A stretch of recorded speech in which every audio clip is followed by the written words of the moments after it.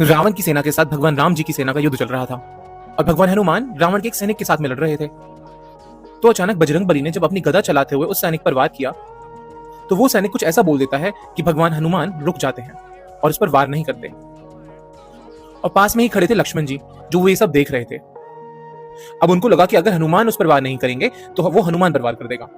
तो लक्ष्मण जी भाग कर जाते हैं और उस राक्षस पर तीर चलाने लगते हैं। तो जैसे ही लक्ष्मण जी ने अपना तीर उस राक्षस की ओर साधा तो बीच में भगवान हनुमान जी आकर खड़े हो गए और कहने लगे, लक्ष्मण भैया, ये मैं आपको नहीं करने दूंगा, मैं इस पर वार नहीं करने दूंगा, और इस पर आप अगर ब्रह्मास्त्र भी चलाएंगे तो इसके सामने मैं आकर खड़ा हो जाऊंगा।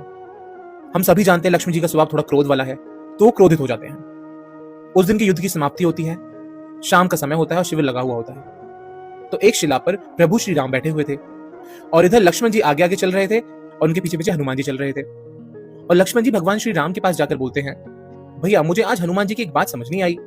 और बताते हुए कहते हैं कि आज युद्ध के बीच में रावण के एक सैनिक के सामने आज हनुमान जी ने खुद को झुका दिया। मुझे तो समझ नहीं आ रहा है ये ऐसा क्यों कर रहे हैं, और ये भी बोल रहे हैं कि ये उसकी रक्षा करेंगे और जरूरत पड़ने पर उस सैनिक के लिए ब्रह्मास्त्र के सामने भी खड़े हो जाएंगे। तो अब ये बात सुनकर भगवान राम हनुमान जी की तरफ देखते हैं और बोलते हैं, हनुमान ये क्या था, तुम तो सबसे शक्तिशाली हो, फिर तुमने अपने दुश्मन को क्यों छोड़ दिया। तो जो हनुमान जी का जवाब आता है ध्यान दीजिएगा।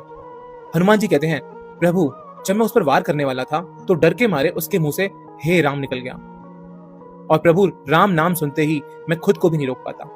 राम नाम के आगे तो मेरी खुद की नहीं चलती, मेरे सामने कोई भी राम का नाम ले ले तो मैं उसके आगे झुक जाता हूं।